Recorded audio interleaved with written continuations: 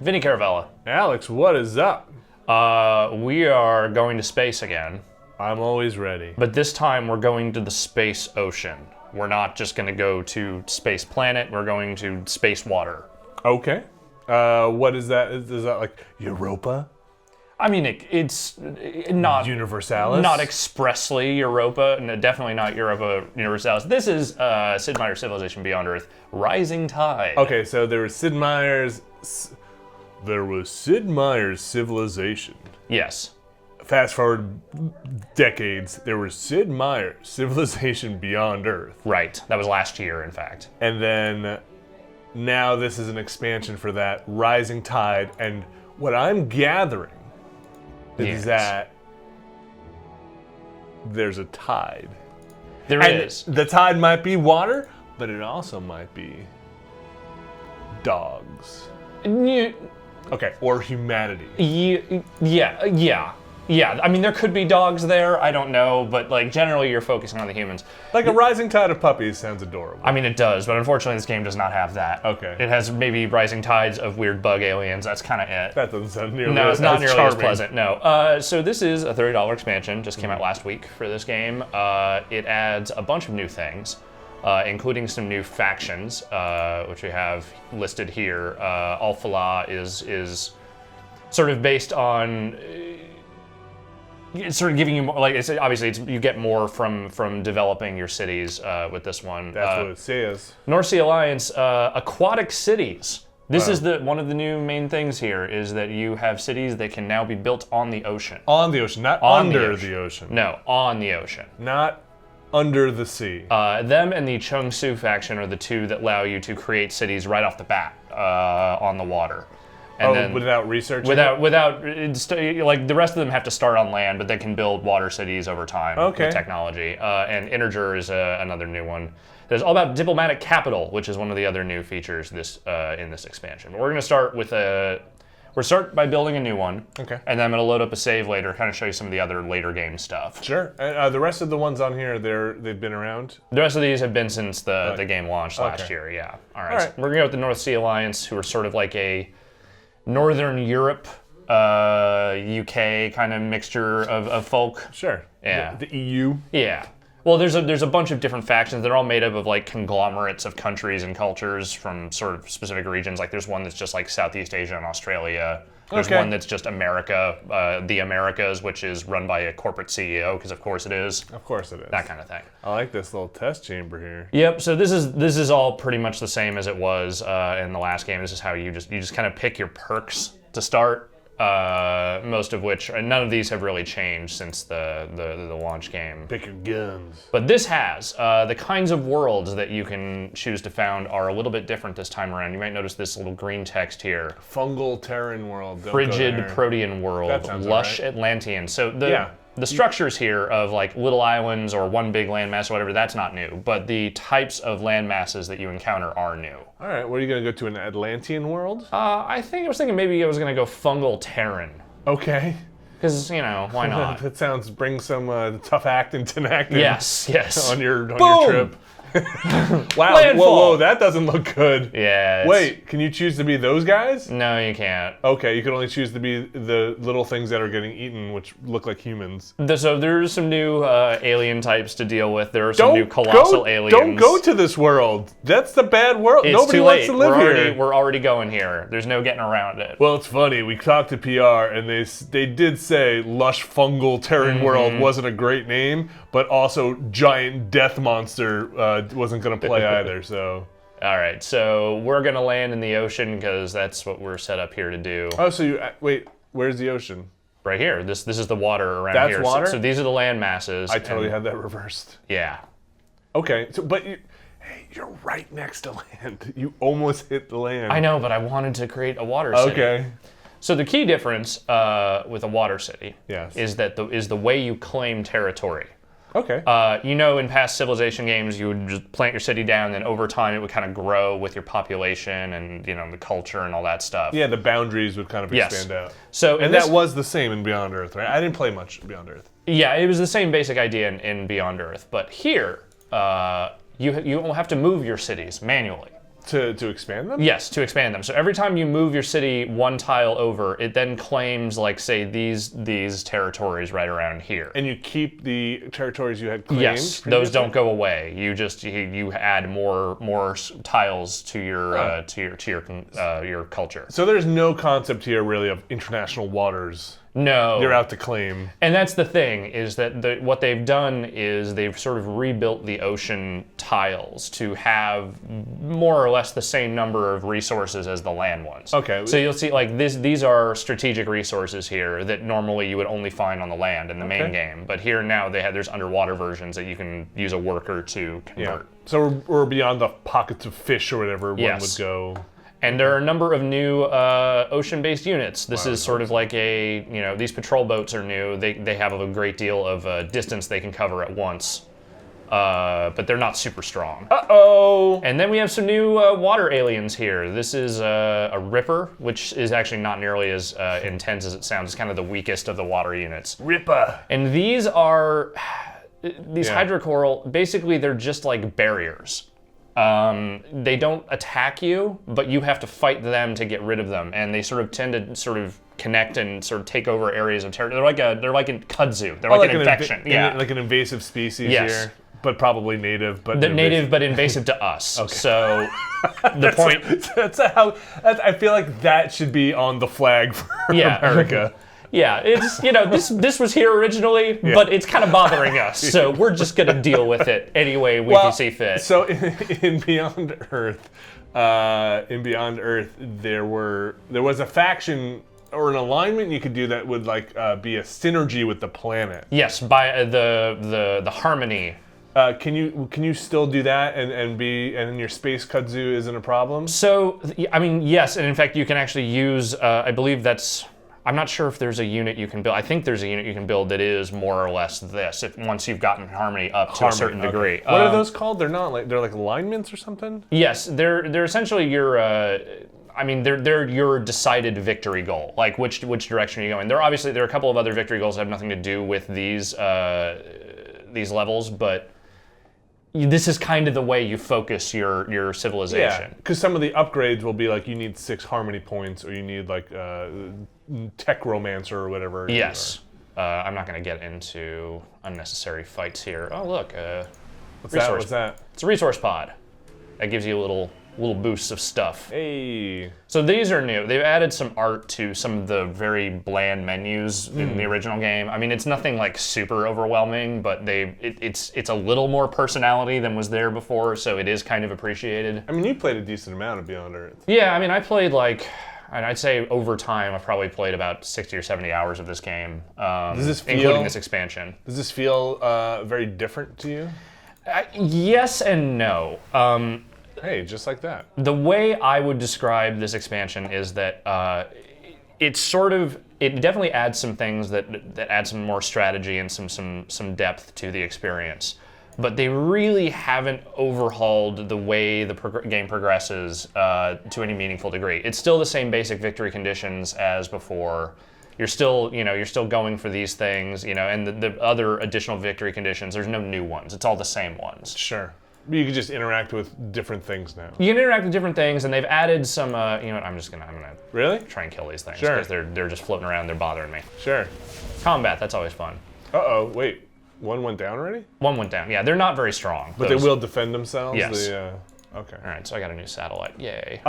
Is there anything that you're like? Is there a wow factor here of like, man, I can't wait to build the Titan class? Whoa. Got myself a new orbital unit. How do I explain this?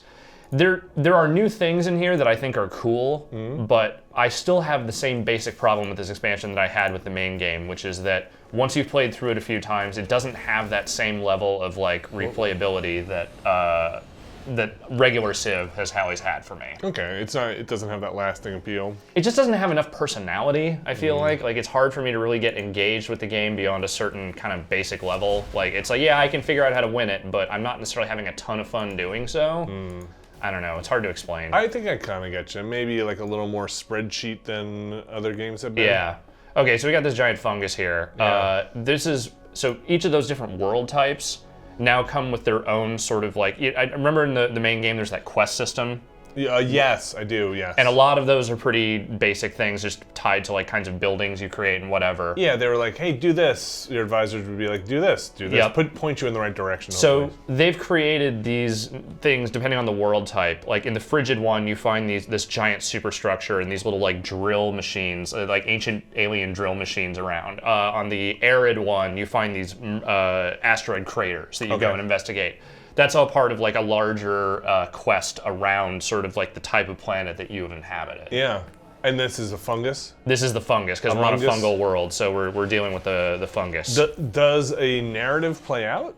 Like, kind of, but it's still it's still the way that it was in the original game, which is that it's not some like pop-up text and there's not a whole lot going on. All right, so we're investigating some ruins here. Like, are you gonna get awesome fungal tech? So sometimes, yeah, you do get things out of it, and oftentimes when you clear alien nests and find other things, you get these artifacts, which you can use to create. Sometimes, I mean, if you just burn each one individually, you just get like a little science or a little energy boost. If you combine them into groups of 3, sometimes you get like exclusive types of buildings that you can build. Okay. New technologies, that kind of stuff. And that is not new. No, that is new. That is new. The artifacts are new. Okay. Before they didn't have that, and they come in different levels. Like some are badly damaged, some are like pristine. Yeah. Like there's old Earth, there's alien, and then there's progenitor stuff. That seems kind of cool. Yeah, it is. I mean, essentially, you're just collecting doodads that you eventually just burn to get exclusive stuff. Sure, but you're getting like alien tech. Yes. And like that's fun. Yeah, you're not doing a whole lot with it, but it is an added layer that was not there before, which I appreciate. Can I turn myself into a fungus man? You know. Can I be like with Stephen King in the... Not to that degree. In the bathtub with the shotgun? Not really. Okay. The other thing they changed, which I kind of get why they did, but I'm a little... I kind of... It doesn't really do a whole lot for me, is that you no longer just get... Like people don't just immediately contact you the second they land. You have to go find the other civs like you did in like Civ 5 and to make contact with them. That's a little weird. It is a little weird because like it's the future. You Yeah. would think people would just send a radio signal and that would be that. You just launched a satellite for crying out loud. But I think they just wanted to add a layer of Discovery. complexity and discovery to the whole thing, which I get. Yeah, I like in the old Civ game that is part of the appeal of like making first contact with a Civ. So, Yeah. Hey, let's say there's some kind of communications problem. Right. Okay. Yeah, why not? Hey, you found this thing. I think this would be better if it had VO for that stuff. Yeah. Or it would be too much. Okay, so here's an artifact I found. Fixed position locator. Warren, man, you got to get those purple artifacts. So yeah, so this is like the second tier of, strength, and if I wait and combine it with some other stuff, I will get cooler stuff. If I burn it right now, I would just get like a little energy and science. Is there a guide to this? Would you learn? Not really. I mean, if I really wanted to dig into the Civilopedia, it would kind of probably explain a lot more of this, but I've found that like you don't really need to worry too much about like what you're combining with what. It's more just when you have stuff to combine, do it. Okay. Like this Jower Ball feel set. That seems like an old Earth thing. Yeah, that does appear to be an old Earth thing. Why is that here? Oh, it is. I don't even know what I can actually do with that right now. Probably not anything at the moment. Take a selfie with it. Yeah. Check this out. So we'll go a few more turns into this once this city is successfully moved, and then we'll go into a later save and I'll show us. Oh wow, it takes a while for that move to happen. Huh? Yeah, in this case it takes 3 or 4 turns to do it. Sometimes it takes more, sometimes less, depending on how high it's all based on your production rate. Okay. It seems like a bit of a weird concept, but I can get with it. The virtue branching tree and all that stuff is basically the same as it was in the main game. The tech tree is also pretty much the same. You must have some new stuff for unit building, right? Yes, there are new units. A lot of that has to do with hybridization of these different disciplines, which I'll show in the next bit. But here, the tech web is pretty much the same. The one nice change is that it actually shows you here what affinity bonuses you're getting when you pick each one. Before it didn't do that? It didn't really, it was a little more, it did not explain it very well. Okay. But here you have these little color-coded guys be like, hey, this is the affinity I'm going for, so this is a tech I should pick up. Sure. But in this case, in this expansion, it's actually not bad to go for more more of a hybrid kind of thing versus just one pure affinity. That's nice. So they kind of gave you reason not to min-max. Yes. Okay. I mean, you still want to, if you're going for one of those 3 victory conditions, you still want to focus on that stuff a little bit, but it's not useless to pick up those other ones as well. All right, so my city has now moved, as you can see, and I have to claim this land over here with the basalt and the copper. And that's what you end up having to do with these cities. Say basalt? Oh, like basalt. Yeah, basalt, yeah. Okay. Like base salt. Yes. Now, I believe you can actually move, once you earn a certain technology, you can move these cities onto land after a certain point. Oh, yeah? But then you can also move them back into the ocean. That's crazy. Yeah. Do they look different when they're on land? Like they have wheels The or cities something? really just kind of look the same no matter what. It's just whether are they floating on something or are they not. Okay. Okay. With that said, I don't want to stick around in here for too long. So let's load up a much later game that I have going on. I think this one, 273. I want to go 255. That's a decent amount of turns. I remember when you played the Beyond Earth before, it seemed like the turn count wasn't super high, but I don't know if you were playing on like the massive maps. Yeah, I was playing on the massive maps, and also, for my part, I was. The earlier difficulties, you can burn through much faster the game. This is on the third, I think the 4th difficulty level, which is kind of like 7 or 8. Okay. And this is kind of where you need to be to get a really competitive game out of the AI, because every other game I played against the AI, I just bowled over. And what were your win conditions usually? It didn't matter. Oh, and the reason it didn't matter is something I'm going to show here in a second. But so this is a game that I'm about 255 turns into. It's actually pretty close to victory. Or for one, I don't necessarily think I'm going to win, but Alex, you're just going to have to take a minute here and explain what I'm looking at. All right, so I've got 5 cities here, 4 of which are aquatic. Here is my, my capital, and here is the other cities I built around. You're the Cheongsu? Yes, which I believe is sort of like a Korean hodgepodge. What I have here is just a city that I've spent a lot of time building, or a society that I've spent a lot of time building. What's up with the anteaters over there? Which ones? These? Yeah. So these are just alien creatures that I have picked up. I can't remember if it was either by. So if you research like alien skeletons, a lot of times that like an alien unit will just come to you and you get to have it. Okay. The other thing is, if you have the Harmony one, which is what I'm going for on this one, you can actually build like hybrid alien units. Wow. Okay. But that's old, right? That's old, but the hybridization actually is a lot more involved here. So let me just show you like what kind of some of we have going on. Oh yeah. A lot of this stuff didn't exist before. Okay. Some of it did, but this seemed like a much smaller menu last time. So here you can see like this unit is built out of having these levels at purity and harmony. He's called an evolved immortal? Yes. And then we have, these are the additional boosts I can give to this character when I have different levels. True Immortal sounds like you won the game. You would think, but no, that's just the name of the unit. Okay. And you got these little pod dealies here. Yeah, and so you see, they're built out of these combinations, and you have to have certain levels to get them. What are those combinations? Like, what am I pointing at here? Well, look, so in this case, I need at least 5 purity and 12 supremacy to get this unit. Okay. Or to upgrade this unit. Okay. Okay, sorry. Yeah. Gotcha now. And so, like, here's my planes, which I've upgraded pretty far. And this is just pure harmony stuff. But those hybrid units are actually pretty cool, and it gives you a much greater diversity of military if you want that. I mean, you can get by just using the main units by far, like, absolutely, but there's nothing wrong with getting a bunch of extra stuff. Well, you can win by hopefully not being militaristic, right? Yeah, and this is another new sea unit. It's like basically a submarine. Sure. Because before you really only had a gunboat, and that was it. That was like the only thing you could really like sail around with. Is that a military unit? Yeah. Okay. So here, also, I can show off the diplomacy system, which is the other big new thing here. Okay. So that's my dude. Okay, that's you. Yeah. Okay. Diplomacy has 2 major elements to it. One is your personality as a person on the new world stage. Did you pick this, or is this defined? So you start with one that is just specific to your culture. Okay. In this case, his has to do with covert operations, and that gives you, in this case, you essentially can start doing covert ops before everyone else, and then you can kind of boost up, like, you get science bonuses for every successful operation you pull in another. And that comes with the culture. That comes with the culture. And he comes with the culture. Yes, he comes with the culture. You don't pick your leader. No, and the leader culture. is just the same for each culture.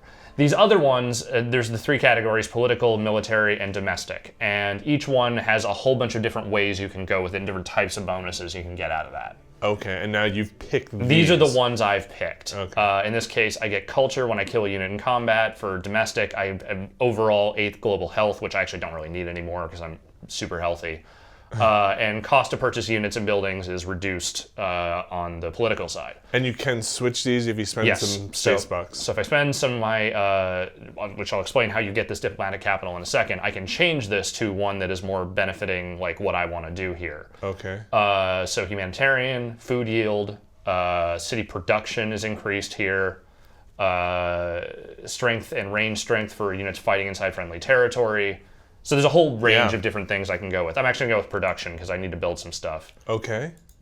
So now And then once I do that, I then have to rebuild this tree, but that's not super hard to do. You're just spending diplomacy bucks Yes. again. So the way that you earn diplomacy bucks is by creating and trading agreements with other societies that you are either in good standing with, or in case of bad standing, you don't do anything. Oh, that sounds cool. So this is a much more fleshed out. It is. It is much more fleshed out, and it is definitely a big improvement over what was there before. So these are the agreements I already have going on. These are the agreements that others have made with me. And so when I make an agreement, I spend a certain amount of capital per turn to get these kinds of bonuses. Science for technologies that unlock units reduced by 10%, +3 health for your capital, specialist citizens consume no food, that kind of thing. People with me, I get capital in return, and they get these bonuses. Okay, you're trading these bonuses for some capital. So if you're in the lead Yeah. and people keep wanting to make agreements with you, generally you just say no, because you don't. You don't need your. Unless you really need the diplomatic capital for some Yeah. reason. You want to keep them in the dirt. You want to keep them in the yes, exactly. You want to sort of shove them off as much as you can. Okay. And then I like her outfit. as you go along, you are basically just by earning a certain amount of energy, having a certain amount of stockpiled energy, having a certain science rate, that kind of thing. That will either increase or decrease the amount of respect that a leader has for you. She's got respect for you. She's got respect for me right now, and over time, that can be used to improve your relationship to where you're cooperating and eventually you're allies. And so, for the sake of the game here, right? Oh, she was from the original. Yeah, she was from the original. You're playing over decades and centuries. Yes. But the same leader. Though, Just like Civ in general, yes, it's always the same leader. And this stuff, it's cool managing these relationships because it gives you a lot more to do when it comes to interacting with these. Sure. Yeah. There's two things about it that are a little wonky. Okay. One, in every game I've played so far, roughly halfway through or so, I was earning so much diplomatic capital just by either building wonders or just making agreements or whatever, that it was extremely easy to just get a shit ton of those bonuses like pretty early on and fix a lot of problems that I would normally have in building a society. But is that good? I mean, it is, but it also up to this point, I had 1,800 capital that I just wasn't using. Okay. It's good to change that stuff, those personality traits every now and again, but you do end up with a lot of stockpiled capital that you just don't use by the end of the game. Okay. I feel like. So you found it pretty easy to navigate that system and exploit it or pretty much stockpile. Yeah. Okay, what was the other thing? The other thing, and this is a very minor thing that is really only bothersome to me, but what the interactions outside of specifically making agreements is essentially just emails that come up at the top of the screen where they just say, you shouldn't trust that guy, or, oh, that's a cool wonder. And it's kind of incessant and it's not really that interesting or useful. It's just cool, I'm getting emails from these leaders now saying, your relationship status. Great, that's awesome. Do you have advisors? So the advisor stuff is the same as before. Like it's like a tutorial thing, Okay. and I have that turned off here. But you know, that can be useful if you've never played before. Well, it seems like a. I'll say, from the outset here, a dense layer to add on to this thing. But, It is. But you seem to be navigating it pretty. You seem to have picked it up pretty quickly. It took like no time to figure out. I mean, granted, I started on an easier There's an difficulty. email. Yeah, see, like you get a lot of this. So he's like, "Hey, you've got spies everywhere doing shit. That's cool." It Even is- though I'm spying on him too, but whatever. It is a little weird that it is like, hey, regarding like RE this thing. Yeah. Like that doesn't seem like that would stick in the future, but okay. Espionage is also something that I still have some issues with because it's, you know, the way you create or do these missions is by performing smaller missions early on. That generates intrigue in a city. That makes it easier to do the more hardcore stuff.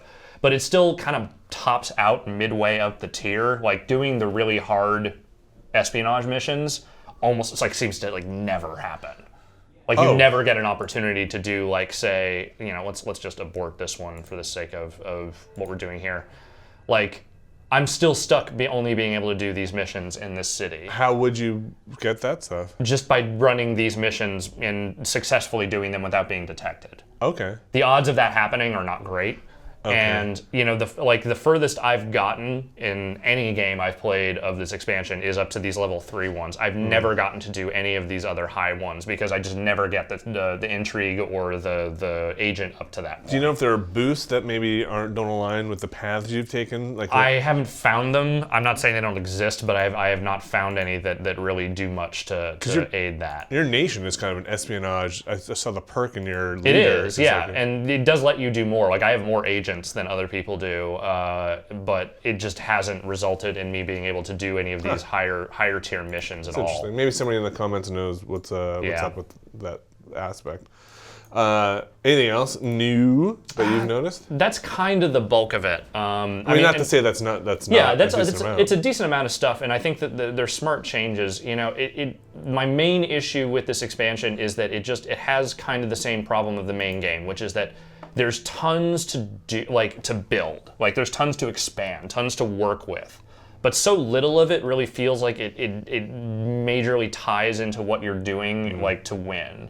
The win conditions still they're the same, and they still kind of suck, honestly. Like I've never really enjoyed building those giant devices and then either, you know, throwing military units through them or bringing colonists through them or whatever. And just like, or like in the case of Harmony, you just build this giant pulsating mind flower to make the planet. to get in tune with the planet. Yeah. And it's like you just sit there and wait like 30 turns for it to do its thing. And you don't actually do anything during that.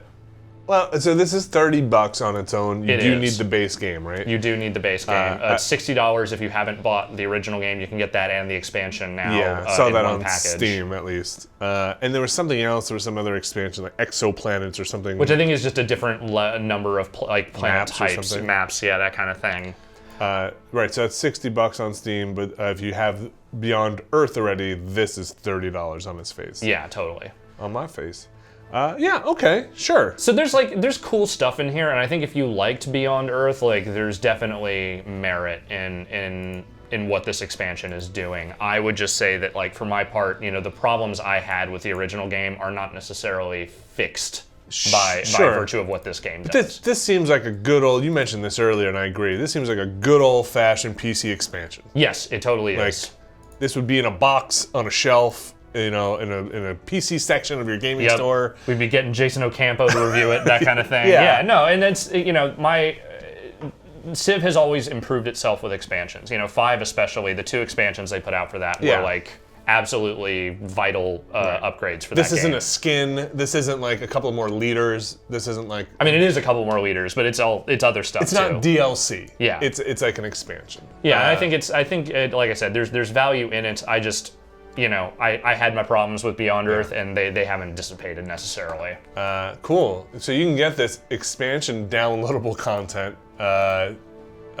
It's out now, right? Yes, it is now. It's been out since last week. I've been playing it for, I don't know, better part of a month at this point. Have you beat this expansion? Have you gotten to your win condition in this expansion? Yes, yeah, I've done it on every difficulty except this one. So I'm just trying to see if I can pull out a win on this one. I will say on this difficulty, which I think is, like I said, the 4th tier. Yeah. The AI does really give you a good competitive run. What tier were you able to beat it on in the original Beyond Earth? What's your highest? I think I got past this one and up to the next one before it got, like, right after it says hard AI, the one after that is the one that kind of started giving me trouble. Okay. Yeah, like my Civ stuff, I didn't play Beyond Earth, but it always seemed like what I didn't like about going higher difficulties, I would just get stomped militarily if I didn't build defenses in the beginning.